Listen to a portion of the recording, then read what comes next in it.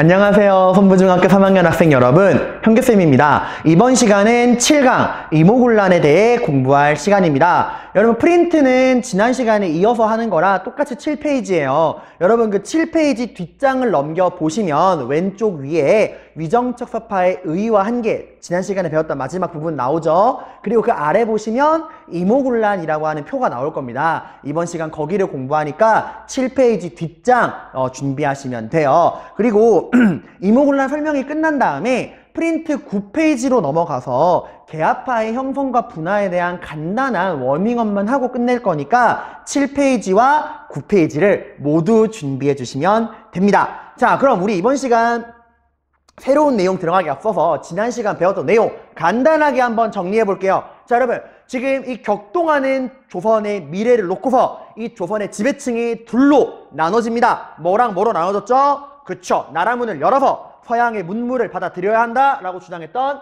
개합파, 근대화해야 한다 했던 개합파가 있고요. 반대로 아니다, 나라의 문을 잠궈야 한다, 서양의 그런 사악한 문화로부터 우리 조선의 전통적인 유교 성리학 질서를 보호해야 한다, 나라문 닫자 라고 했던 위정척서파가 있었죠. 일단 여러분들 개화파와 위정척서파의 개념 명확하게 알아두시고 얘네들의 주장이 뭐였는가 알아두셔야 하고요. 더 중요한 거는 이 개화파랑 위정척서파가 이 조선이 맞이하는 일련의 그런 시대적인 흐름, 사건들 속에서 이 개화파와 위정척서파가 각각 시기별로 각각 어떠한 주장과 입장을 나타내는가를 여러분들이 구분해서 명확하게 알아두셔야 돼요. 특히 위정척서파가 좀 어려우니까 이번 시간에 위정척서파의 개념을 한번 정리해 보도록 하겠습니다. 쌤, 개화파는요? 그거 나중에 9페이지 넘어가서 다시 한번 정리해 드릴 거예요. 자, 일단 조선, 우리가 이제 시기를 60년대, 70년대, 80년대 세 개로 구분해 볼 거야. 자, 1860년대 조선에겐 어떤 일이 있었죠? 그쵸, 서양 제국주의 깡패들이 뭘 요구하면서 다가와? 통상을 요구하면서 침략적으로 접근을 해왔죠. 그래서 병인양요랑 식민양요 같은 일이 생겼어요. 자, 이런 서양 제국주의의 통상 요구에 관해서 위정척서파는 어떤 입장이었나요? 그쵸, 서양 세력과 통상하면 된다, 안 된다? 안 된다! 통상 반대 운동을 펼쳤죠. 그러면서 대원군을 적극적으로 지지했습니다. 그러면서 어떤 얘기를 했죠? 서양 애들과 화해하느니 차라리 뭘 해야 한다? 전쟁을 해야 한다라. 그래서 척화주전론을 펼쳤어요. 여러분, 지금 이 표 내용은 적으시는 게 아니에요. 그냥 제가 복습을 위해서 적어놓은 겁니다. 아무튼 1860년대에 통상 반대 운동과 척화주전론 기억해 두시고요. 자, 시대가 변합니다. 1870년대에 대원군이 물러나고 그 아들 고종과 며느리 민비가 정권을 잡았어요. 얘들은 아버지랑 생각이 달랐죠? 나라문 잠그기보다는 여는 데 관심이 많았죠? 자, 이런 조선에 치고 들어온 게 누구? 일본이었죠. 운요호를 앞세워가지고 조선에 뭘 요구해요? 너네 나라문 열어! 개항을 요구합니다. 여기에 대해서 고종과 민비는 오케이 하고서 개항, 나라의 문을 열어버렸어요. 그리고 일본과 최초의 근대적 조약이 뭘 맺었죠? 강화도 조약을 맺었죠. 자, 이러한 조선 정부의 개항에 대해서 위정척서파는 당연히 반대합니다. 개항하면 안 된다. 무슨 운동? 개항 반대 운동을 펼치면서 본격적으로 정부랑 대립하기 시작하죠. 자, 그리고 말합니다. 그 고종이 물었죠. 야, 니네는 서양 애들 싫어하는 거 아니었어? 우린 지금 서양이랑 나라문 연 게 아니라 일본이랑 나라문 연 거야. 왜 이렇게 나대는 거야? 이러니까 말하죠. 일본은 이미 그 나라문 열고 근대화하는 과정에서 뭘 받아들였다? 서양의 문화를 잔뜩 받아들였다. 그 과정에서 이미 일본은 서양 문화에 잔뜩 오염되어 있다. 이러한 서양 문화에 오염된 일본과 교류를 하는 것은 뭐랑 다를 바가 없다? 서양과 교류하는, 서양 애들과 교류하는 거랑 다를 바가 없다. 그러니까 일본 놈이나 서양 놈이나 이미 뭐다? 똑같은 놈들이다. 바로 뭐? 외놈이나 양놈이나 일체 같은 놈들입니다. 라고 이야기를 했었죠, 여러분들. 그리고 이게 단순하게 뭐 이제 서양 문화에 오염된 일본이랑 교류하면은 우리도 서양 문화에 오염될 거예요. 이런 단순한 이유만은 아니었다 그랬죠? 이미 우리보다 먼저 근대화해서 산업혁명에 성공해서 공장에서 기계로 물건을 무한대로 뽑아내는 일본과 농업국가의 사람이 손으로 물건을 만드는 조선이 갑자기 나라문 열면은 우리 조선의 경제가 박살날 거다라는 그런 이유도 있었어요, 여러분들. 자, 그 이후에 시대가 또 변합니다. 1880년대에 조선에 어떤 책이 들어와요? 그쵸, 조선책략. 강화도 조약의 불평등성을 바꾸려고 했던 김웅집이 가지고 왔던 책, 조선책략. 이 책은 누구의 입장에서 쓰여진 책? 그렇지, 청나라의 이득을 위해서 우리 조선과 미국을 맺어주겠다고 하는 목적으로 쓰여진 책이었죠. 이 책에 들어오고 이 이후에 조선에서 본격적으로 뭐가 진행이 돼? 나라를 바꾸는 개화 정책이 본격적으로 진행이 되죠. 막 통리 기무아문이니 조사시찰단이니 영선사니 보빙사니 하고 조선이 막 변하고 있잖아. 자, 이러한 정부의 80년대 개화 정책에 대해서 위정석 서파는 당연히 어떤 입장? 안 된다. 우리 조선의 전통을 지켜야지. 온 나라를 서양식으로 뜯어고치다니 안 된다. 개화 반대 운동을 펼치면서 영남에서 만 명의 선비들이 집단으로 황소를 올리는 영남 만인소 운동 같은 것도 있었죠. 자, 여러분. 자, 봐봐.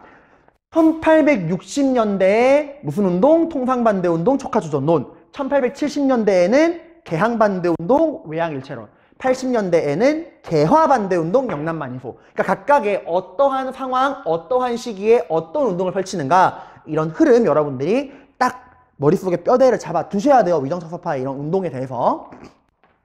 자, 그러면 이번 시간 이제 우리 이모군란으로 넘어와 보도록 할게요. 자, 이모군란. 제목을 한번 뜻풀이를 일단 해드리면, 여러분, 그 이모라는 건 연도를 헤아리는 방식이야. 우리가 뭐 병인양요니, 이제 병인년이니, 뭐 신민년이니, 임진년이니 이런 말 쓰잖아요. 이모도 그 연도를 헤아리는 방식이야. 이모년이 1882년이에요. 연도로 외울 필요는 없어요. 아무튼 이모년, 그러니까 1882년에 누가? 군인들이, 중요해요. 군인들이 뭐를? 반란을 일으켰다라는 거야. 그러니까 지금 군인들이 반란을 일으켰다는 거예요. 여러분, 군인들이 왜 존재하죠? 그쵸, 그 나라를 지키라고 존재하는 게 군인들이에요. 근데 그 나라를 지키라는 군인들이 지금 뭐 한 거야? 그 지켜야 되는 국가를 상대로 반란을 일으킨 거예요, 여러분들. 아니, 이런 기가 막힌 일이 어디 있나? 왜 이런 일이 생겼느냐? 배경을 살펴보시면은 이것도 지난 시간에서 이어지는 거야. 조선 정부가 막 개화 정책을 추진하는 과정에서 뭐를 만들었죠? 이제 우리 조선에도 새로운 군대가 필요하다라 그래서 별기군이라는 거를 만들었어요, 여러분들. 별기군, 특별한 기운이 흐르는 군대다. 이게 뭔 말이냐? 얘들아, 원래 조선에 군대가 없었니? 아니잖아. 조선에도 군대 있었죠. 근데 이제 조선에 원래 있던 군대 어떤 군대였어요? 그쵸? 여러분의 그 머릿속에 있는 군대 있죠? 번거지 모자에 섬지창 들고 이러는 군대. 그러니까 서양 세력의 그 막강한 군대에 비교해서는 너무나 허약했던 구식 군대들밖에 없었잖아. 그러니까 조선 정부가 그런 구식 군대, 기존에 있던 구식 군대랑 차별화되는 새로운 신식 군대로 만든 게 별기군이에요. 그러니까 기존에 있던 군대를 얘들아, 이거 오해하면 안 되는 게 기존의 군대를 업글시킨 게 아니야. 기존의 군대를 내비두고 완전히 새로운 부대를 만든 거예요. 그게 이제 신식 군대 별기군입니다. 얘들은 완전 서양식 군대야. 서양 애들이 쓰는 무기, 서양 애들이 입는 군복, 서양 애들의 전법, 전술로 훈련된 서양식 군대예요. 그래서 이 별기군은 아무나 못 들어가. 그 시대에서도 양반의 아들들만, 그 양반의 아들들 중에서도 키 크고 잘생기고 이제 허우대 멀쩡한 이제 금수저 꽃미남들만 들어갈 수 있는 특별한 부대가 별기군이에요. 그래서 여러분들 그 프린트 아래에 제가 실제로 그 시대 별기군들의 사진을 실어놨어요. 이게 여러분이 보시기에 이게 꽃미남인가요? 할 수 있는데 조선시대 치면 최고의 꽃미남 엘리트 집단이에요, 여러분들. 여러분이 눈높이를 좀 낮추실 필요가 있어요. 아무튼 이런 별기군, 내가 이거 다 누구만 들어갈 수 있다 그랬니, 얘들아? 그치, 양반의 아들들. 금수저만 들어갈 수 있는 금수저 부대야. 당연히 얘들에 대한 대우는 어떨까? 빵빵합니다. 월급에 보너스까지 빵빵하게 나오고요. 얘들은 무조건 최신 것만 받아. 최신 무기, 최신 군복, 정말 최고의 대우를 받아요. 근데 여러분, 이런 좋은 군대를 만들고 유지할 거면 뭐가 많이 필요할까? 그쵸, 머니가 어마어마하게 많이 필요해요. 근데 조선 정부는 지금 돈이 많은 상황인가요? 아니죠. 강화도 조약 이후부터 이 나라 경제는 일본에게 침략당해서 완전 거덜난 상태란 말이에요. 그러면 이 별기군을 유지할 돈이 어디서 나올까? 원래 기존에 있던 군대 있죠. 그 구식군대. 그 군대에 들어갈 돈을 다 여기다가 빼돌린 거예요, 여러분들. 그래서 원래 조선에 있던 구식군대. 이 구식군대 다 백성들이야. 얘네에게 돌아갈 돈을 다 씁니다. 이게 얼마나 그때 심각했냐면, 원래 여러분이 조선에 원래 있던 이 구식군대가 5개의 부대가 있었어요. 오군영이라 그래가지고. 이 중에 3개의 부대가 사라집니다. 정리해고 당한 거야. 그러니까 5개 중에 3개가 사라지고 몇 개만 남은 거예요? 5 빼기 3은 2죠. 2개 부대밖에 안 남은 거예요. 거기다가 이 남아있던 2개 부대 애들에 돌아갈 돈을 다 여기다 주는 거야. 그래서 얘들은 무기도 제대로 못 받고 옷도 제대로 못 받고 완전 그냥 거렁뱅이 부대가 된 거야. 거기다가 결정적으로 90군데에게 뭐까지 안 줬냐? 월급까지도 안 줍니다. 그 월급을 얼마나 안 줬느냐? 1년 1개월, 13개월 동안 월급을 안 줘요. 이거 너무 차별이 심한 거죠. 얘들아, 그래도 같은 나라 지키는 군대인데 너무 좀 차별이 심하죠? 이것 때문에 여러분들 당연히 누가 불만이 쌓일까? 그죠? 이 90군데가 불만이 쌓이죠. 거기다 월급을 안 준다며, 얘들아. 그래서 이 90군데 애들이 그 당시에 여러분이 그 90군데의 월급을 담당하는 관리가 누구였냐? 여러분 지금 이 조선에 권력을 잡고 있는 게 누구죠? 대원군은 물러갔어요. 그 아들 고종이죠. 근데 말했죠. 고종은 허수아비라고. 실제로 권력을 쥐고 있는 거 누구야? 고종의 아내인 민비와 그 민빈의 그 일가 친척들이란 말이야.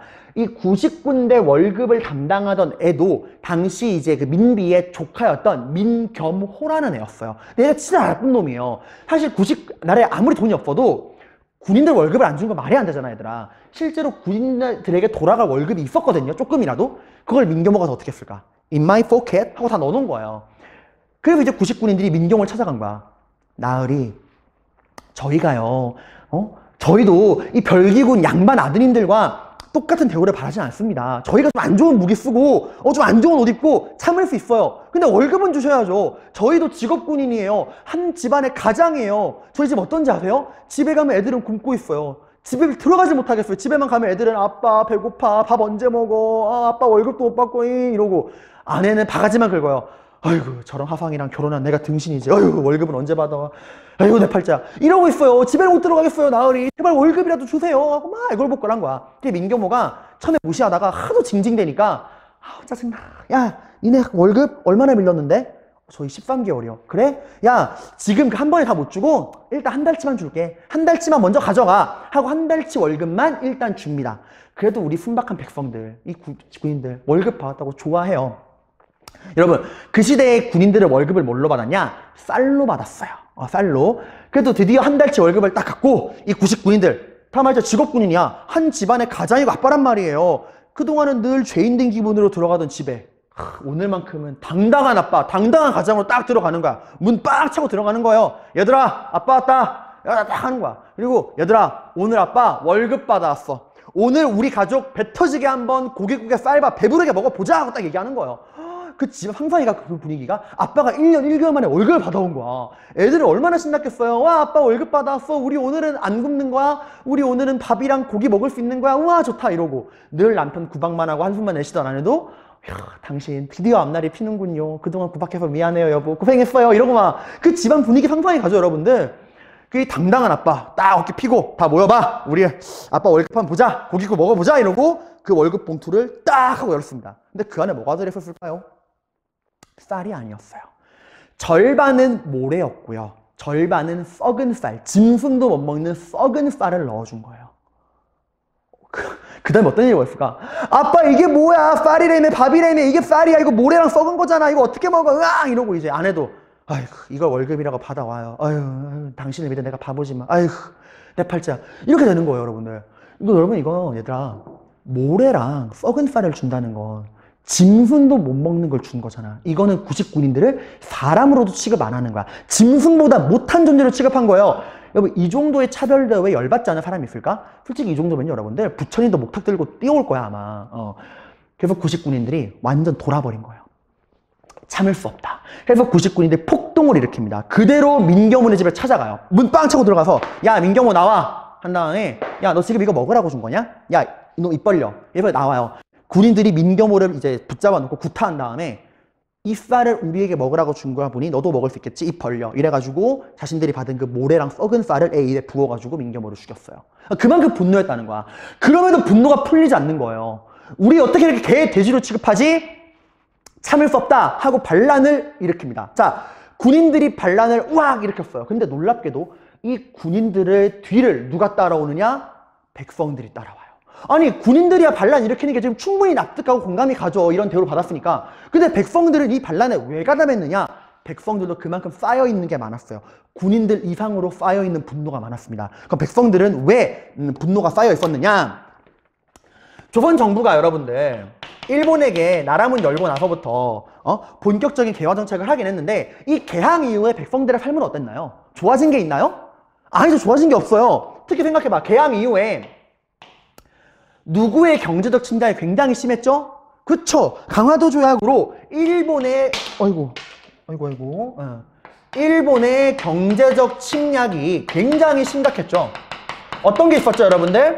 그 개항 이후에 일본과 강화도 조약을 맺고 나서 어떤 식으로 일본이 경제적 침략을 해왔어요? 생각나는 거 말해봐. 그치. 일단 일본에서 들어오는 제품은 세금을 내 안 내? 안 내죠. 무관세. 거기다가 일본 애들은 뭐를 무제한으로 사가죠? 그쵸. 쌀. 무제한 곡물 유출. 덕분에 여러분들 일본에서 공장에서 기계로 막 찍어낸 물건들이 세금도 안 내고 들어와가지고 조선의 상인들 초토화. 거기다가 일본 애들이 쌀을 다 사가 버리니까 쌀값이 뻥 뛰어올라서 백성들은 쌀도 제대로 못 사먹어. 농민들 초토화.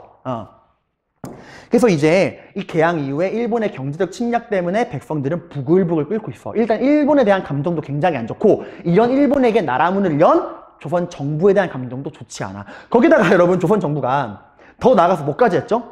개화 정책을 막 진행을 했잖아요, 여러분들.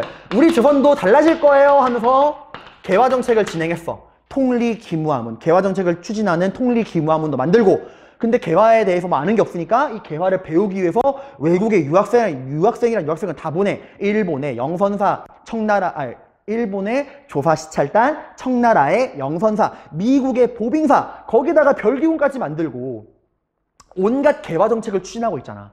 근데 이거 다 뭐가 필요하죠? 돈이 필요해. 근데 지금 이 나라에 돈이 있어요? 없잖아요. 일본이 다 가져갔잖아. 그러니까 조선 정부가 이런 개화 정책에 필요한 돈을 어디서 마련했을까? 만만한 게 백성들이죠. 백성들아, 우리가 개화 정책을 해보려고 그래. 돈 좀 내놔. 이러고 세금 막 뜯어간 거야. 그러니까 개화 정책 하겠답시고 세금을 뜯어간 거예요. 여러분, 조선 백성들이 지금 얼마나 열받겠어. 일본도 자신들을 괴롭히는데 정부도 지금 개화 정책 하겠답시고 세금을 뜯어가요. 솔직히 여러분, 백성들 입장에서 통리기무하문이니 뭐니 와닿을까? 통리 그게 뭐시기요라고 한단 말이야. 백성들 삶에는 와닿는 게 없는데 세금만 와장창 올라가는 거예요. 그래서 백성들의 삶은 개항 이후에 나아진 게 있다 없다? 전혀 없다. 그러니까 준비되지 않은 상태에서 마구잡이로 개화 정책을 급하게 추진하다 보니까 백성들만 그 부담을 고스란히 가지면서 분노에 휩싸여 있던 겁니다. 그러니까 백성들도 진짜 못 살아먹겠다. 짜증나. 야, 누구 하나 앞장만 서주면 나도 진짜 나랑 진짜 달려들 건데 했는데 누가 앞장서고 있는 거야? 군인들이 우와 하고 달려가고 있는 거야. 그 달려가는 군인들을 보고서 백성들도 같이 우와 하고 뛰어간 거예요. 그래서 여러분들 요즘에는 이모군란, 군인들의 반란이라고 하지만 동시에 뭐라고도 부르냐? 이모밀란이라고도 해요. 그러니까 시작은 군인들이 했지만 백성들이 함께 가담했다. 그만큼 조선 정부가 개항 이후에 개화 정책으로 이 백성들의 불만이 많았다는 거예요. 자, 그러면 여러분들 이런 상황에서 이제 어떻게 이모군란이 진행되는가 제가 이제 스토리로 말씀을 드릴게요. 자, 일단 여러분 이 구식군인과 백성들의 그 분노는 어디를 향할까? 어딜 향할까? 지금 그들의 삶이 힘든 게 뭐죠? 군인들은 별기군이라고 하는 신식군대와 차별받고 있고 백성들도 지금 개화 정책으로 세금 뜯기고 일본에 침략당하고 있어. 일단 얘들아, 이 모든 문제의 원인은 뭐야? 백성들이 생각하기에 나라의 문이 열리고부터 생긴 거죠. 그렇죠? 나라의 문 열리고 나서 일본 애들 들어와 개화 정책 한다 치고 별초를 다 하고 있는 거잖아요. 일단 이 나라 문을 열고 이런 식의 개화 정책을 추진하고 있는 조선 정부, 개화파, 개화 정책을 추진하고 있는 조선의 관리들에 대한 분노가 어마어마합니다. 이들 때문에 우리가 힘들어. 거기다가 또 백성들의 삶을 힘들게 하고 있는 게 또 누구예요? 일본 놈들이 그냥 다 뜯어가고 있잖아요. 그러니까 조선 정부, 개화 정책을 추진한 조선 정부와 경제적 침략을 하고 있는 일본, 이 두 대상에 대한 분노가 폭발한 거야. 그래서 애들이 어디로 몰려가냐? 관리들이 일하는 궁궐, 거기다가 일본 외교관들과 당시 별기군 교관이 또 일본인이었거든. 별기군 교관이 머무르고 있던 그 별기군 훈련장으로 그 백성들이 막 몰려가는 거예요. 가서 이제 궁궐을 습격해서 개화파 관리들을 때려잡고 일본 당시에 외교관이 머무르던 일본 공사관으로 몰려가서 일본 공사관을 부질러요. 근데 이제 일본 외교관은 이 다행인지 불행인지 모르겠지만 잽싸게 쳐가지고 죽진 않았어. 건물만 불탄 거야. 근데 문제는 이 별기군을 훈련시켜주던 일본인 교관은 죽었어요. 아무튼 이렇게 막 혼란한 상황이 펼쳐진 거야. 그래서 이제 난리가 난 거죠. 이거 여러분, 군인들이 지금 어디를 습격한 거야? 일본 공사관과 궁궐을 습격한 거예요. 그리고 이제 백성들이랑 군인들이 화가 안 풀리는 거야. 이런 개화 정책을 추진하고 있는 정부의 우두머리가 누구다? 겉으로는 고종이지만 실제로 나라의 실권 휘두르는 건 누구야? 다 백성 다 알아. 누구? 고종의 아내인 민비와 그 일당들. 그래서 결국 이 분노가 어디까지 가느냐? 민비. 이 모든 나라를 말아먹은 나라의 이런 정책을 추진한 이 나라의 총책임자 민비, 왕비를 잡아 죽여라 라고 온 백성과 군인들이 왕비를 죽여라 이러고 이제 궁궐로 또 몰려간 거야. 난리가 난 거죠. 여러분, 자, 이런 위기 상황, 백성과 군인들이 한나라의 왕비를 죽이겠다고 달려드는 이런 위기 상황에서 우리 민비는 살았을까 죽었을까? 결론부터 말하면 살아남습니다. 어떻게 살아남냐? 여러분 혹시 사극을 보신 친구들 알 건데, 사극에서 여러분들 궁녀들이 외출할 때 어떻게 하고 나가는지 아세요? 이건 안 그려도 돼요, 여러분들. 자, 여기 여러분들 저희 그림 실력을 보세요. 이 어여쁜 궁녀가 있습니다. 근데 궁녀들은 외출할 때 항상 머리에 그 치마 같은 거를 뒤집어 쓰고 나가요. 왜 그렇게 하느냐? 왜 그럴까? 여러분, 궁녀는요 모두 다 누구의 여자야? 왕의 여자야. 그러니까 왕의 여자니까 외간 남자에게 얼굴을 보이면 정도를 잃는 거라. 그래서 항상 외출할 때는 치마를 딱 뒤집어 쓰고 나가는 게 법도였어. 그래서 민비가 이걸 이용한 거야. 황후의 옷은 너무 휘황찬란하니까 왕비의 옷을 벗어 던지고 궁녀들이 입는 옷으로 갈아입은 다음에 치마를 딱 뒤집어 쓰고 이 혼란한 틈을 타서 도망가려고 그랬어. 근데 여러분, 백성과 당시 궁궐을 습격한 이 군인과 백성들도 민비를 잡아 죽이기 위해서 민비의 초상화를 다 가지고 있었어요. 초상화를. 그래서 이제 궁녀들을 초상화를 보면서 얼굴 확인을 하고 있던 거야. 그래서 이제 민비가 막 도망가려고 하고 있는데 이 궁궐을 막 뒤지고 있다는 이 백성과 군인들이 거기 궁녀 일로 와봐요. 일로 와봐. 아, 괜찮아. 일로 와봐. 우리가 지금 민비를 찾고 있거든? 그 치마 잠깐만 들어봐요. 머리 위에 쓴 거. 얼굴만 확인해서 민비 아니면 보내줄게. 들어봐. 하고 드는 거야. 이 얘기를 하는 거야. 근데 이 민비가 여러분들 이거 들 수 있어요? 들어가지고 얼굴 확인하는 순간 민비다 이래가지고 맞아 죽는단 말이야. 그래서 이걸 못 벗고 이제 막 쩔쩔매고 있는데, 그러니까 더 수상한 거잖아. 그래서 주변에 있던 백성과 군인들이 다 몰려든 거야. 뭐야? 쟤 왜 이거 얼굴 확인 안 해? 쟤 민비야? 야, 빨리 얼굴 확인해봐! 이러고 이제 있는 거야. 정말 절체절명의 위기. 얼굴 확인하는 순간 인생 끝. 근데 이때 정말 영화의 한 장면처럼 민비는 이러고 있을 때 그 민비를 둘러싸고 있던 이 백성과 군인들 사이를 웬 남자 한 명이 헤집고 빡 들어갑니다. 나와봐요 하고 백마탄 왕자님처럼 딱 등장을 해요. 그리고 이 민비를 향해서 귀싸대기를 그냥 빡 때린 거예요. 한 대도 아니야. 그냥 귀싸대기를 쫙 때린 거예요. 그리고 욕을 합니다. 야, 이 개 삐 같은 년아 하고 딱 욕을 하는 거야. 다들 충격에 빠진 거죠. 뭐지? 갑자기 왜 남자가 등장하더니 궁녀를 후드려 패고 욕을 하는 거예요. 그러니까 이게 남자가 얘기하는 거야. 그 사람들 보고. 여기 동네 사람들, 얘 좀 봐요. 얘 오빠인데, 내가 지금 이 세상 돌아가는 게 심상치 않으니까 오늘 퇴근하고 빨리 집에 오라고 그렇게 얘기를 했는데 여기서 지금 이러고 있다고. 내가 답답해서 못 살겠다고. 야, 넌 좀 더 맞아야 돼, 이년하고 또 때리고 그 민비의 머리끄댕이를 딱 잡은 다음에 막 이제 끌고 가는 거야. 얘들아, 솔직히 그걸 보고 있던 그 백성과 군인들이 세상에 어느 사람이 그 웬 남자한테 싸대기 맞고 욕먹은 다음에 머리끄댕이 잡혀서 끌려간 여자를 보고 한나라의 왕비라 생각할까? 그래서 그 당시 구경하고 있던 백성과 군인들이 아이고 저거 오빠한테 많이 혼나겠네 아유 하고 그냥 가버린 거예요. 이게 민비라 생각 못하고. 그래서 이제 주변 사람들이 다 흩어지니까 그제서야 이 남자가 민비의 머리끄댕이 잡고 있던 손을 슬그머니 놓고 그 앞에 무릎을 털썩 꿇어요. 그리고 말을 하는 거예요. 왕비마마, 제가 부득이하게 이 왕비마마께서 위기에 빠진 것을 보고 부득이하게 사람들을 속이기 위해서 왕비마마의 옥체에 손을 대고 욕을 하였습니다. 전 죄인입니다. 이제 저의 목을 치시고 빨리 도망가십시오 라고 얘기했어요. 자, 민비가 뭐라 그랬을까? 내 턱주가리 이빨 흔들리는 것 같아. 야, 너 야, 똑같이 대 이랬을까요? 아니죠. 민비가 그 말을 합니다. 고맙다. 너의 그 재치와 너의 그 지혜가 나를 살렸다. 너가 아니었다면 나는 저 무도한 군중들에게 어떤 일을 당했을지 모른다. 고맙다. 너의 이름이 무엇이냐? 하니까 얘가 말하는 겁니다. 저는 홍계훈이라고 합니다. 그래? 그럼 너가 나를 좀 살려줘야겠다. 해서 민비는 이 홍계훈과 함께 어디까지 도망을 치느냐? 이 난리난 궁궐에 피해서 충청도 충주까지 둘이 도망을 쳐요. 자, 그래서 민비는 살아남습니다. 여러분들. 자, 근데 여러분, 이 홍계훈이란 남자, 이 민비랑 홍계훈이 이제 그 충주까지 도망을 쳐서요. 거기서 무려 51일 동안 도피 생활을 해요. 51일 동안. 그리고 여러분들, 나중에 어쨌건 이 민비를 이 홍계훈이 살려준 거잖아. 그 공을 인정받아서 홍계훈은 민비의 호위 무사가 됩니다. 여러분 나중에 배우겠지만 민비가 어떻게 죽냐면 나중에 민비가 러시아를 끌어들이려고 하다가 일본 애들에게 밑보여가지고 일본 애들이 자객을 보내서 민비를 죽여요. 이게 을미사변이거든요. 여우사냥이라고. 그때 다 도망가. 실제 민비를 지켜줘야 되는 궁녀나 군을 다 도망가는데 그 다 도망간 사이에 마지막까지 이 민비의 곁을 지킨 게 홍계운이에요. 홍계운이 마지막에 어떻게 죽었냐? 그 기록에 남아있거든요. 그 몰려드는 일본 사무라이 자객들이랑 끝까지 싸우다가 팔이 잘려나갑니다. 한쪽 팔이 잘려나가. 그 도망치고 또 싸우니까 나머지 팔도 일본에 잘랐어요. 양팔이 잘린 상태에서도 끝까지 민비를 지키려고 하다가 총을 맞고 죽습니다. 근데 그 총알이 어디에 박혀 있냐? 심장이. 그 말은 등에 박혀 있던 게 아니야. 그러니까 양팔이 잘린 상태에서도 등을 돌린 게 아니라는 거예요. 끝까지 민비를 지키려고 싸우다가 죽습니다. 그래서 여러분들 솔직히 이걸 좀 보면은 둘은 남녀 관계잖아요, 여러분들. 그 얘들아, 이렇게 한 여자를 위해서 마지막에 그 양팔이 잘리고 그 고통받는 상황 속에서도 끝까지 민비를 위해 죽어간 민비의 남자 홍계운.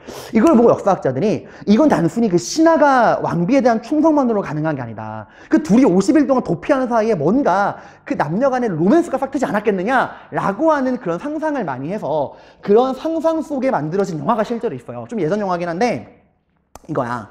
조승우랑 수혜가 주연한 불꽃처럼 나비처럼이란 영화예요. 이 조승우 씨가 맡은 역할이 민비의 남자 홍계운, 수혜가 맡은 역할이 민비였어요. 둘 간의 이런 사랑 이야기를 다룬 영화인데 아무튼 뭐 둘이 실제로 어떤 관계였는가는 모르죠, 여러분들. 다만 남녀 관계라는 거. 예. 아무튼 죄송해요, 말이 좀 샜네요. 뭔 얘기가 이렇게 됐죠? 아무튼 여러분들 홍계운의 이런 재치 덕분에 민비는 죽지 않고 살아남아. 근데 이제 여러분 분노한 이 백성과 군인들이 이제 어떤 생각을 하게 될까? 우리의 삶은 뭐 이후로 나빠졌다? 그렇지, 나라가 개항, 외국 세력에게 나라 문을 연 이후부터 나빠졌다. 차라리 뭐가 좋았다? 옛날이 좋았다. 나라 문 꽁꽁 걸어 잠그고 우리끼리 먹고 살던 서양 애들, 외국 애들 그 어떤 외국 세력과도 교류하지 않고 우리끼리만 먹고 살던 그때 그 시절이 더 좋았다 라고 생각하는 거야. 그 시절이 언제예요? 누가 다스리던 시대? 그치, 서양 애들과는 절대로 통상도 수교도 하지 않겠다! 나라문 꽝꽝 잠그던 누구? 대원군이 집권했을 당시 그때가 있었잖아. 그래서 백성과 군인들이 누굴 찾아가? 대원군을 찾아가는 거예요. 각하! 이 나라 엉망입니다. 각하께서 다시 집권하셔서 다시 이 나라를 옛날로 돌려주세요. 서양 애들, 일본 애들 싹 다 몰아내주시고 우리 조선을 바로잡아 주세요! 라고 이야기합니다. 자, 대원군이 뭐라고 할까? 얘들아, 사실 이거는 어떤 의미냐면은 지금 나라를 다스리고 있는 게 누구야? 왕이 누구야? 자기 아들이야. 근데 지금 그걸 뒤집어 엎자는 거예요. 백성과 군인들이 지금 뭐라 말하냐면 당신 아들이 지금 엉망을 하고 있으니까 다시 당신이 나라를 다스려주세요 라고 얘기하는 거예요. 그럼 정상적인 아버지라면 여기에 대해서 오케이 할 수가 없죠. 근데 대원군은 오케이 합니다. 그래, 가자, 내가 너희를 이끌어주겠다 하고 백성과 군인들의 호의를 받으면서 궁궐로 딱 복귀합니다. 우리 불쌍한 고종, 난리통에 아내는 죽었는지 살았는지도 모르겠고 아버지 막 밖에서는 백성과 군인들이 으아 이러고 있고 아버지가 딱 나타났어. 고종이 뭘 하겠어요? 그냥 아버지 앞에 무릎 털썩 꿇는 거예요. 아빠 잘못했어요 하고 있는 거야. 그 대원군이 말합니다. 아들, 우리 착한 주상, 우리 주상께서는 아무 잘못이 없습니다. 다 주상을 나쁜 길로 인도한 누구 잘못? 우리 나라 말아먹은 며느리 잘못이에요. 주상, 우리 며느리 어디 있죠? 우리 민비, 우리 며느리 어디 갔습니까? 딱 물어보니까 이제 고종이 말하는 거야. 아빠, 그게요. 백성들이랑 군인들이 민비 잡아 죽이겠다고 우와 하는데 민비 내 아내 살았는지 죽었는지 모르겠어요. 실제로 너무 혼란스러운 상황이었으니까. 그러니까 고종은 이걸 몰랐던 거야. 홍계운이 데려갔다는 거를. 너무 혼란스러운 상황이었으니까. 자, 이 말에 들은 대원군이 뭐라 그러냐? 아, 몰라요? 난 아는데. 난 우리 며느리 어떻게 되는지 아는데. 우리 며느리 죽었어요, 난리통에. 죽었으니까 공식적으로 왕비 사망했다는 걸 발표하고 장례식 치릅시다 하고 장례식을 치렀어요. 여러분, 이게 어떤 의미일까? 어떤 의미일 것 같아요, 이게? 이거는 여러분 대원군이 말하는 거야, 민비한테. 나는 지금 너가 살았나 죽었나 어디 짱박해내고 관심 없어. 다만 이제부터 이 나라에서 너는 뭐한 사람이야? 넌 죽은 사람이야. 다시는 내 눈에 띌 생각하지 마. 넌 이제부터 죽은 목숨이야 라고 딱 선언하는 거죠, 국가적으로. 그래서 이제 홍계운이랑 충주에 숨어 들어가가지고 막 떨고 있던 민비는 이 소식을 들은 거야. 마마, 지금 서울에 홍계운이 이 소식을 전해준 거야. 마마, 지금 서울에서 대원군께서 마마의 장례식을 치르고 있다고 합니다 라고 이야기한 거예요. 이 소식을 들은 민비가 어떤 기분이었을까? 어이가 없겠죠. 와, 아버님 진짜 너무하시네. 나보고 지금 죽은 사람처럼 사라지라는 거야? 아버님, 전 그렇게는 못하겠는데요. 민비도 보통 여자 아니에요. 저는 그렇게는 못하겠습니다. 라고 딱 이제 민비가 반격을 하려고 하는 거야. 근데 문제는 뭐야? 지금 민비는 힘이 있니 없니? 힘이 없죠. 온 나라의 백성과 군인들이 누굴 지지하고 있어? 대원군을 지지하고 있잖아. 나에게 힘이 없습니다. 그럼 어떻게 할까요? 힘이 없으면 힘을 빌리면 되죠. 그래서 민비가 여러분들 정말 여기서 정말 최악의 선택을 합니다. 나는 힘이 없다. 아버지를 몰아내기 위해서 힘을 빌리겠다. 어디서? 국내에서는 날 도와줄 사람이 없다. 그럼 어디? 국외에서. 청나라에게 편지를 씁니다. 내가 지금 우리 시아버지에게 밀려나서 이러이러한 상황이야. 너희 청나라가 나를 도와서 우리 시아버지를 몰아내주고 나에게 권력을 돌려준다면 내가 너희 청나라가 해달라는 거 다 해줄게. 라고 편지를 딱 썼습니다. 여러분이 청나라예요. 어떨까요? 이건 띵호와 떼땡큐죠, 여러분들. 왜냐면 봐봐. 이 이모군란은 국내에 있었던 일이야. 그치? 우리 조선인들끼리 일이니까 외국 애들이 개입할 명분이 없어요. 근데 지금 한 나라 왕비가 공식적으로 다른 나라에게 도와달라고 요청을 한 겁니다. 거기다가 해달라는 거 다 해준다는 조건을 걸고. 청나라가 땡큐, 띵호와 이러면서 바로 군대를 끌고 와서 대원군을 납치해가요. 한 나라 국왕의 아버지를 납치해서 중국으로 납치해갑니다. 입에 재갈 물려가지고 그 보쌈해가 데려간 거야. 그리고 민비는 죽은 줄 알았던 장례식까지 치러진 민비는 청나라 군대의 호위를 받고 당당하게 복귀합니다. 홍기혼 데리고요. 자, 이게 이모군란의 스토리예요, 여러분들. 자, 여러분, 자, 정리 한번 해봅시다. 여러분, 그 전개에 제가 적어놨죠, 프린트에다가. 여러분, 제가 스토리 설명해 드린 거 떠올리면서 다시 한번 볼게요. 자, 맨 처음에 반란 일으킨 거 누구? 군인들. 왜 반란 일으켰어? 별기군과의 차별 대우 때문에 군인들이 폭동을 일으켰죠. 근데 여기에 누가 가담한다고? 도시의 하층민, 백성들이 가담을 합니다. 왜? 백성들도 개항 이후에 일본에게 경제적 침략을 당하고 있었고 개화정책 이후에 정부가 세금을 많이 걷어서 삶이 힘들었으니까 분노가 쌓였으니까 가담합니다. 얘들의 분노의 타겟은 개화정책을 추진하는 조선 정부와 우리를 삥 뜯어가는 일본이었죠. 그래서 관리들이 머무르는 궁궐과 일본 외교관이 머무르는 일본 공사관을 습격해서 개화정책을 추진하고 있던 민비 일당과 조선의 개화파 관리들을 살해하고요. 또 일본 공사관에 있던 일본인 교관, 별기군 교관이야. 얘도 죽여버립니다. 일본 외교관은 도망갔어요. 그 과정에서 민비는 죽을 뻔했다가 홍계훈의 싸대기 덕분에 살아남았고 그 다음에 백성과 군인들이 누구를 추대해? 다시 옛날로 나라문 걸어 잠그고 외국 애들 싹 다 몰아냈던 옛날로 돌아가자 해서 대원군이 집권합니다. 자, 여기서 하나 중요한 거. 여러분, 지금 백성과 군인들이 대원군에게 바라는 게 뭐야? 개화 싫다, 개항 싫다, 다시 옛날로 돌아가자, 나라문 잠궈주세요 라고 하는 걸 원하는 거잖아. 대원군이 당연히 그렇게 하겠죠. 대원군은 말합니다. 지금까지 해왔던 모든 개화 정책은 다 무효다. 다 스톱이다. 조선은 과거로, 옛날로 돌아간다 해서 그동안 진행되던 개화 정책을 다 취소시켰어요. 통리, 기무하문, 폐쇄, 별기군 폐쇄, 그 외에 각종 개화 정책 다 엎어버립니다. 근데 어떻게 됐어요?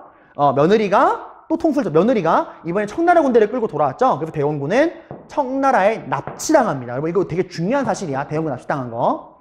그리고 누가 복귀해? 민씨 세력들이 다시 한번 권력을 잡게 되는, 이게 이모군란의 전개예요, 여러분들. 여러분, 거기가 뭐 사랑과 전쟁 뺨치는 개 막장 스토리죠, 여러분들. 항상 영화는 현실을 못 따라갑니다, 여러분들. 작가들 분발해야 돼요. 자, 아무튼 이런 이모군란의 결과 볼게요. 결과 이제. 여러분, 이모군란의 이 배경이랑 전개 과정도 중요한데 진짜 계란 노른자 같은 핵심은 결과야, 결과. 너무너무 중요합니다. 이 결과, 여러분 그 실제 프린트에 아래 적혀 있지만 저는 공간 배분상 여기 적은 거예요.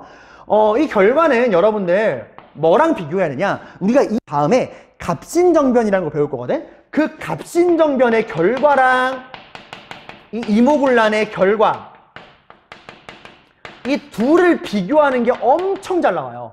수능이나 모의고사에 셀 수 없이 나와. 이모군란은 항상 갑신정변의 결과랑 엮여서 여러분들을 함정에 빠뜨립니다. 그러니까 꼭 구분해 두셔야 돼요.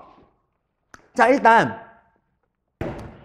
여러분 예상할 수 있는 거, 지금 민비가 이모군란이라고 하는 위기를 누구의 도움으로 극복한 거야?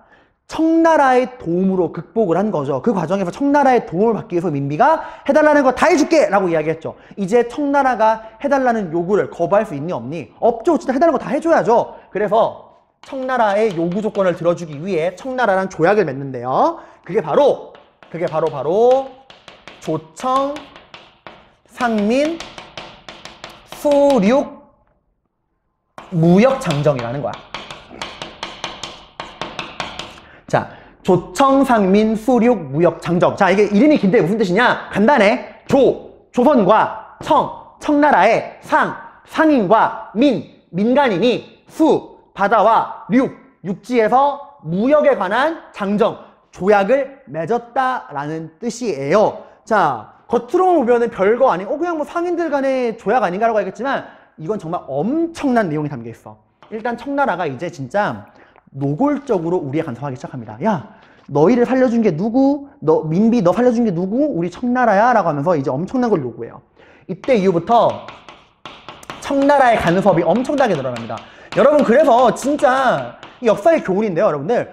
외국 군대를 끌어들이면 큰일 나요. 함부로 여러분, 국제관계 공짜라는 게 없어. 청나라는 유니세프가 아니야. 도와준 대신에 엄청나게 많은 걸 요구하기 시작해요. 청나라가 이제부터 조선 정치, 조선의 내정에 간섭을 어마어마하게 합니다. 이 조청 수륙 무역 장정에는 어떤 말이 나와 있냐? 아예 대놓고 조선은 청의 속국이라는 말이 나와요. 속국이라는 건 속해 있는 국가, 꼬봉, 부하라는 뜻이에요. 여러분, 이게 진짜 그런 게 얘들 하다못해 강화도 조약에서도 겉으로는 뭐라 그래? 조선은 자주국이며 일본과 평등하다. 겉으로는 그렇게 말해. 그러니까 내용은 똥일지라도, 강화도 조약이나 조미소 통상 조약 내용은 똥일지라도 그 똥을 둘러싸고 있는 포장지는 최소한 이쁜 걸로 만들어서 줬단 말이야. 근데 얘들은 내용도 똥인데 그 똥을 둘러싸는 포장지도 똥이에요. 아예 겉에서부터 너흰 우리의 꼬봉이야, 너흰 동등한 게 아니야, 너흰 우리 꼬봉이야 라고 딱 적혀 있어요, 조약에다가. 속국이다 라는 말. 자, 그리고 여러분들 말합니다. 야, 조선아, 너흰 정말 개 막장 같은 나라야. 얼마나 나라가 막장이면 한나라 왕비가 자기 나라 백성들에게 죽을 뻔하니? 하지만 걱정하지 마. 이제 우리 청나라가 너희 조선의 안전을 지켜줄게. 그러기 위해서 이제부터 너희 안전을 지켜주기 위해서 우리 청나라 군대가 너희 땅에 주둔할 거야. 다 너희를 위한 거야 라고 말합니다. 자, 이제 조선 땅에 누가 주둔한다고요? 청나라 군대가 주둔을 한다고요. 조선에 이 청나라 군대가 주둔을 합니다. 어디에 주둔할까? 서울에. 바로 그 경복궁 옆에 주둔을 해요. 이게 정말 여러분, 우리 조선을, 민비와 왕을 지켜주기 위한 걸까? 아니죠. 이건 여러분 협박하는 거예요. 목에 목줄 채우는 거야. 너희 우리말 안 들으면 이제 확 죽어 라고 하고 협박하기 위해서 목줄을 딱 채워놓은 거예요. 개기지 말라고. 여러분, 당시에 이 우리나라에 주둔한 청나라 군대 사령관이 원세계 위안스카이라는 애거든요. 얘가 그 당시 나이가 20몇 살이었는데 얘가 얼마나 건방졌냐면은 궁녀는 모두 왕의 여자잖아. 근데 원세계가 취미가 뭐였냐면은 조선에 궁궐에 있는 궁녀들 있죠. 궁녀들 쫙 불러 모아서 일렬로 쫙 줄 세워. 그런 다음에 야, 오늘은 너, 내일은 너, 내 시중 들어 하고 조선의 궁녀들을 자기 마음대로 부려먹었어요. 이걸 가지고 이제 고종이 좀 항의하면은 야, 너희씨 지금 누구 덕분에 왕하고 있는지 몰라? 개기면 새끼야 확 하고 고종한테도 거의 반말로 쌍욕을 했다 그래요. 이게 너무 심한 거죠, 여러분들. 진짜 이 정도로 여러분들 청나라가 완전히 이제 깽판을 치기 시작합니다. 그리고 또 청나라가 말해요. 조선아, 야, 우리가 너희의 안전도 지켜주고 너희의 은인이잖아. 그러니까 우리가 많은 거 안 바래. 우리한테 조금의 혜택은 줘야 되지 않을까? 라고 이야기를 합니다. 그 혜택이 바로 뭐냐? 조선에서 장사하고 있는 청나라 상인들 있죠? 조선에서 장사하는 청나라 상인들에게 경제적인 혜택을 달라라고 이야기를 해요. 청나라 상인의 경제적인 특권, 혜택이 아니라 특권이라고 하는 게 더 낫겠네요. 특권을 인정해 달라라는 이야기를 합니다. 자, 그러면 조선 정부가 우리나라에서 활동하는 청나라 상인들에게 어떠한 경제적인 특권을 주어야만 했느냐? 여러분, 불평등 조약 하면 떠오르는 거 뭐 있어요? 아무거나 말해봐. 무관세, 그리고 해안 측량권 등등 여러 생각하는 그런 상인들이 우리가 그동안 다른 나라랑 맺은 조약에 나오는 그런 불평등한 거 있죠? 다 들어가 있어요, 여기. 종합 선물 세트야. 싹 다 들어가 있고요. 거기다 결정적으로 여기다가 뭐까지 이제 얘들이 가져가냐? 여러분, 우리 강화도 조약이랑 그때 생각해봐. 강화도 조약 때 우리가 일본에게 3개의 항구를 열었죠? 부산, 인천, 원산. 그리고 일본 상인들은 어디서만 활동할 수 있다? 그치, 그 개항장. 부산, 인천, 원산. 그 개항한 항구 안에서 정해진 구역에서만 장사를 할 수 있다. 그래서 무슨 무역? 거류지 무역이었죠. 그죠? 그래서 그 정해진 구역을 못 벗어나니까 일본 애들이 장사할 때 뭐 이런 일본산 음료수를 팔고 싶다 하면 어떻게? 그 안에서만 물건을 팔아야 돼. 그러니까 내륙지방에서 어떻게 그 물건을 사가? 일본 애들이 부산, 인천, 원산에 들어와서 이거 살 사람 하고 딱 팔아. 그러면 조선의 상인들이 이 물건을 사가지고 내륙지방으로 들어가서 일본에서 수입해온 썬업입니다 이런 식으로 이제 막 장사하면서 중개무역 한다고 그랬죠. 그러니까 나름 우리나라 상인들 중에서도 이득 보는 사람이 있었어요. 이런 이제 중개무역 구도가 형성이 되니까. 근데 얘들은 이제 그런 것도 깨버립니다. 청나라 상인들은 장사하는 장소에 제한이 없다. 그러니까 다른 나라처럼 거류지가 아니라 조선 내륙지방 그 어디든 마음대로 가서 장사할 수 있다라는 권한을 가져가게 됩니다. 이게 바로 여러분들 뭐야? 조선의 내륙지방으로 진출해서 장사할 수 있는 권한이라 그래서 내지통상권이라 그래요, 여러분들. 이건 뭐랑 철저히 구분해야 되냐? 강화도 조약 때까지만 해도 우리는 그 외국 상인들은 무슨 무역이었니? 정해진 구역에서만 장사하라는 거류지 무역이었죠, 여러분들. 지금 그 제한이 풀린 거야. 활동 범위의 제한이 풀려서 내륙지방으로 들어올 수 있는 거예요. 자, 이렇게 되면 어떤 일이 벌어질까요, 여러분들? 일단 그 전까지만 해도 그 외국 상인들이 깽판을 쳐도 그 개항장 안에서만 깽판을 쳤으니까 내륙지방까지는 피해가 그렇게 크지 않았는데 이제 얘들이 내륙지방까지 막 들어오는 거야. 세금도 안 내고. 그러고 또 그전에는 그 물건을 이제 중개해서 파는 우리 조선의 상인들도 나름 이득을 봤다 그랬죠. 근데 이제는 그런 상인들이 버틸 공간이 없죠. 이제 뭐 거칠 게 없잖아. 그냥 내륙지방으로 바로 들어오니까 직거래가 가능한 거예요, 이제. 그래서 청나라의 경제적인 침략이 어떻게 되는 거예요? 이제 훨씬 심해지는 거예요. 여러분 이해 가죠, 여러분들? 이제 그 중간에서 물건을 전달해주는 조선 상인들도 다 망한 거야.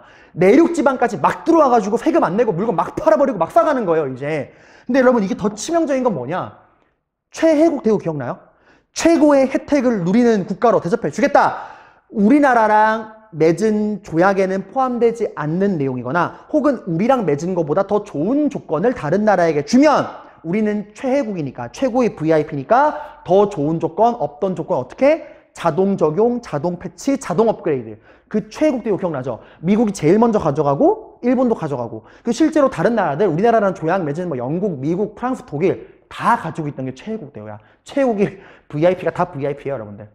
근데 그 어떤 나라에게도 주지 않았던 초유의 권리가 딱 등장했잖아. 어떻게 될까? 최혜국 대우를 가지고 있는 다른 나라들도 다 자동 적용, 자동 패치야. 그러니까 청나라 상인만 국내로 들어오는 게 아니에요. 일본, 미국, 영국, 독일, 프랑스 상인들이 다 이제 조선의 내륙지방으로 막 들어오는 거야. 그리고 그들의 그 공장에서 막 찍어낸 물건을 마구마구 팔아버리는 겁니다. 조선의 백성과 상인들 착살 나는 거예요, 여러분들. 정말 끔찍하죠, 진짜, 여러분들. 다 민비 덕분이죠. 자, 그리고 여러분들 이거 이제 잘 기억해 두시고요. 내지통상권. 여러분 이 거류지 무역, 내지통상권의 용어는 꼭 구분해 두셔야 됩니다. 자, 그럼 이게 청나라랑 맺은 이모군란 이후에 맺은 조약이고요. 이걸로 끝이 아니야. 일본과도 조약을 맺어요. 아니 쌤, 일본은 왜요? 이모군란 때 백성과 군인들이 정부에게만 분노를 표출한 게 아니었죠. 일본에게도 분노가 많이 쌓였었죠. 강화도 조약 이후에 삥 뜯긴 게 많아서. 그래서 일본 공사관을 습격해서 별기군 교관을 죽여버리는 일이 발생했잖아. 거기다 일본 공사관 건물도 불태웠단 말이야. 이제 일본이 말하는 거야. 배상해라. 너희 조선의 폭도들 때문에 우리가 큰 피해를 봤다. 라고 해서 일본과 맺은 조약이 제물포. 오늘날의 그 제물포 지방 있죠? 거기서 맺은 조약이라 그래서 제물포 조약입니다. 자, 이제 일본이 말해요. 야, 조선아, 너흰 정말 개쓰레기 막장 같은 국가야. 얼마나 나라가 개판이면 한 나라 군인과 백성들이 다른 나라 외교관이 머무르는 공사관을 습격할 수가 있니? 이제 너희 조선 땅에 머무르는 우리 일본인의 안전을 너희 조선에게 믿고 맡길 수 있다, 없다? 없다. 이제부터 너희 조선 땅에 머무르는 일본인의 안전은 누가 지키겠다? 우리 일본이 직접 군대를 동원해서 지키겠다. 이제 너희 땅에 우리 군대를 주둔시키겠다라고 이야기를 하는 거예요. 자, 이제 조선 땅에 또 누가 주둔한다? 일본의 군대가 주둔하게 됩니다. 이제 일본 군대까지도 들어오게 되는 거예요. 거기다가 이제 우리가 어차피 일본 공산화 건물을 불태웠잖아. 그 배상금, 일본이 교관도 죽였잖아요. 그 사람을 죽인 거에 대한 그런 피해 배상금을 지불하는데, 선생님 뭐 청나라에 비해서는 뭐 스무스하게 끝났네요 할 수 있는데, 여러분들 이 배상금이 그 당시 돈으로 그러니까 오늘날 돈으로 300억이었어요. 300억. 야, 그 불탄 공사관 건물이 한 10억인가 됐대. 근데 300억을 물어준 거예요, 여러분들. 그리고 얘들아, 솔직히 냉정하게 말해서 백성들이 일본을 이유 없이 건드린 거야? 아니잖아. 그동안 일본이 백성들을 워낙 괴롭혀가지고 백성들이 폭발한 거잖아요. 근데 이렇게 된 거예요, 여러분들. 자, 그래서 이제 갑신정변의 결과 청나라랑 조청, 상민, 수륙 무역장정을 맺었고, 청나라의 간섭이 늘어났고, 조선은 청의 속국이라는 그런 타이틀을 받게 되었고, 조선의 청나라 군대가 주둔하고 청나라 상인들에게 많은 경제적인 특권을 주었는데, 특히나 뭐 내지 통상권, 그리고 일본과는 재물포 조약, 조선의 일본 군대가 주둔하고 배상금을 지불했다. 이런 내용들 알아두시고요. 그리고 또 하나의 중요한 변화가 있습니다. 여러분, 조선에 나라의 문을 열어서 발전된 외국의 문화를 받아들여서 조선을 근대화해야 한다고 하는 개화파들이 있었죠.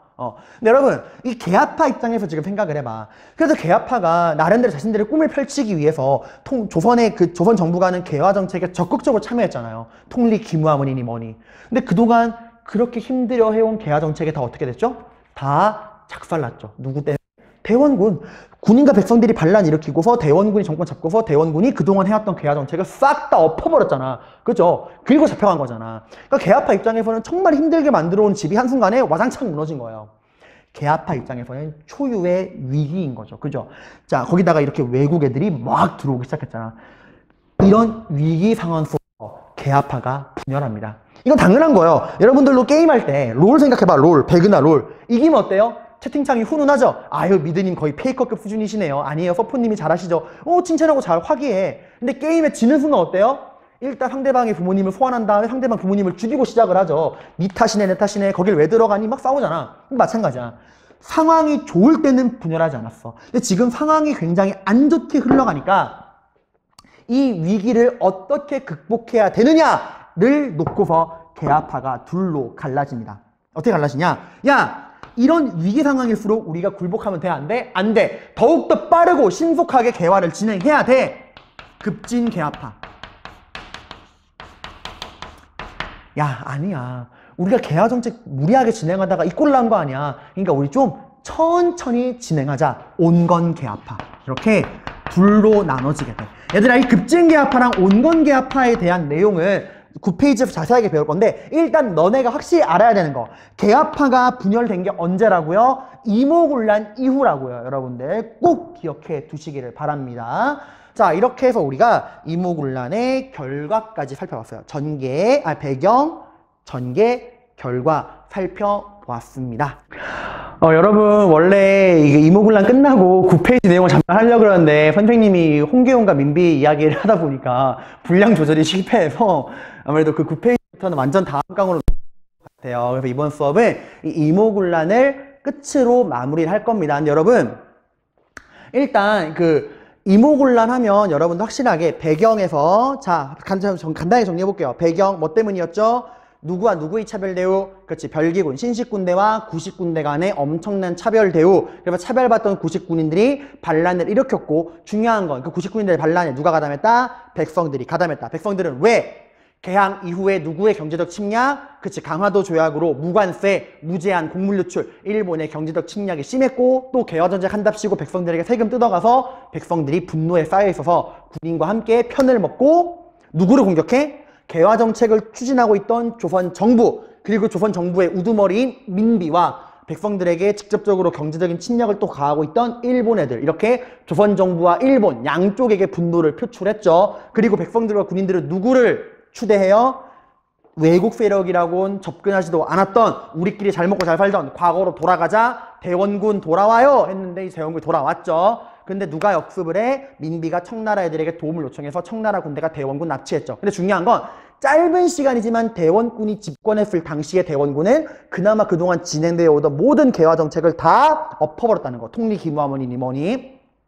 그리고 잡혀갔죠. 자, 그 이후 결과. 이렇게 외국 군대에게 도움을 받은 결과는 끔찍했죠. 청나라와 조청, 상민, 수륙, 무역장정 맺고서 청나라에 뭐가 늘어나? 간섭이 엄청나게 늘어납니다. 청나라는 조선을 뭐라 그래요? 속국이라고 아예 규정을 합니다. 그리고 조선에 청나라 군대를 주둔시켜서 목줄을 채워놔요. 그리고 청나라 상인들에게 엄청난 경제적인 특권을 제공합니다. 그 중에서 특히 내륙지방 그 어디든 와서 장사할 수 있는 내지통상권. 드디어 외국 상인들을 제한하던 그 공간적 제약이 풀려버린 겁니다. 왜? 최애국 대우로 다 가져가니까. 그러니까 이건 그전까지 있었던 거류지 무역과는 철저하게 구분해야 돼요.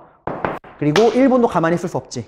일본도 조선에 군대를 주둔시키고 돈을 뜯어가죠. 그리고 이런 위기 상황 속에서 우리가 이제 개화 정책을 어떻게 추진해야 될까라는 그 개화라고 하는 절대적인 명제는 변하지 않아. 개화를 해야 한다는 거. 근데 개화를 어떤 방법으로 해야 되느냐라고 하는 그 개화의 방법을 놓고서, 방법이나 속도를 놓고서 급진과 온건으로 분화한다는 거. 그러니까 여러분 또 하나 미리 예고를 한다면, 지금 이 나라에 외국 군대가 주둔하고 있지. 누구랑 누구? 청나라 군대랑 일본 군대가 동시에 지금 이 나라에 주둔하고 있죠. 뭔 일이 터져도 터지겠죠. 그 터지는 게 바로 다음 시간에 배울 갑신정변입니다. 여러분 진짜 홍계훈이랑 민비가 그렇고 그런 사이였대. 이런 것만 기억하면 안 돼요, 여러분들. 네. 이번 시간 고생 많았습니다. 여기까지 할게요.